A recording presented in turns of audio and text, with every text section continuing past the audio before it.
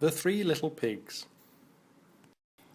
Once upon a time there was an old sow with 3 little pigs, and as she had not enough to keep them, she sent them out to seek their fortune.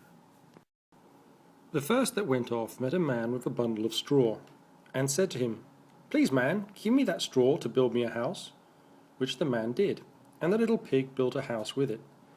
Presently came along a wolf, and knocked at the door and said, little pig, let me come in." To which the pig answered, "No, no, no, by the hair of my chinny chin chin." "Then I'll huff, and I'll puff, and I'll blow your house in," said the wolf.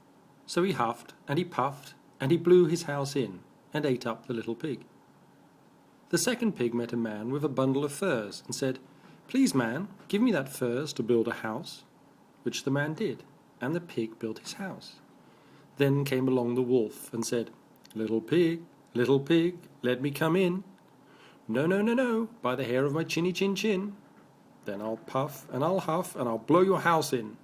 So he huffed, and he puffed, and he huffed, and at last he blew the house down, and ate up the second little pig. The third little pig met a man with a load of bricks, and said, "Please, man, give me those bricks to build a house with." So the man gave him the bricks, and he built his house with them. So the wolf came, as he did to the other little pigs, and said, little pig, let me come in." "No, no, no, by the hair of my chinny chin chin."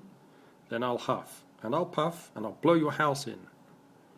Well, he huffed, and he puffed, and he huffed, and he puffed, and he puffed, and he huffed, but he could not get the house down.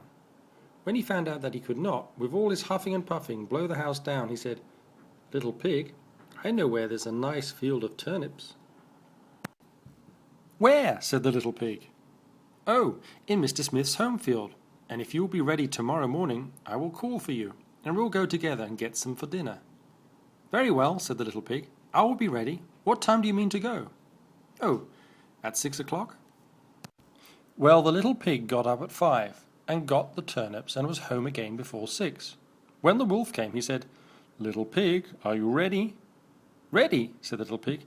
"I've been and come back again, and got a nice pot full for dinner." The wolf felt very angry at this, but thought that he would be up to the little pig somehow or other. So he said, "Little pig, I know where there's a nice apple tree." "Where?" said the pig. "Down at the merry garden," replied the wolf, "and if you will not deceive me, I will come for you at 5 o'clock tomorrow, and we will go together and get some apples."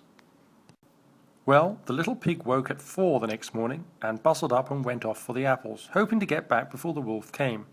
But he had farther to go, and had to climb the tree, so that just as he was coming down from it, he saw the wolf coming, which, as you may suppose, frightened him very much. When the wolf came up, he said, "Little pig, what? Are you here before me? Are they nice apples?" "Yes, very," said the little pig. "I will throw you down one." And he threw it so far that, while the wolf was gone to pick it up, the little pig jumped down and ran home. The next day the wolf came again, and said to the little pig, "Little pig, there is a fair in the town this afternoon. Will you go?" "Oh, yes," said the pig, "I will go. What time shall you be ready?" "At 3, said the wolf. So the little pig went off before the time, as usual, and got to the fair, and bought a butter churn, and was on his way home with it when he saw the wolf coming. Then he could not tell what to do, so he got into the churn to hide, and doing so turned it around, and it began to roll, and rolled down the hill with the pig inside it, which frightened the wolf so much that he ran home without going to the fair. He went to the little pig's house, and told him how frightened he had been by a great round thing which came down the hill past him. Then the little pig said, "Ha! I frightened you, didn't I? I had been to the fair and bought a butter churn, and when I saw you I got into it and rolled down the hill." Then the wolf was very angry indeed, and declared he would eat up the little pig, and that he would get down the chimney after him. When the little pig saw what he was about, he hung on the pot full of water and made up a blazing fire, and, just as the wolf was coming down, took off the cover of the pot, and in fell the wolf. And the little pig put on the cover again, and in an instant boiled him up, and ate him for supper, and lived happy ever after.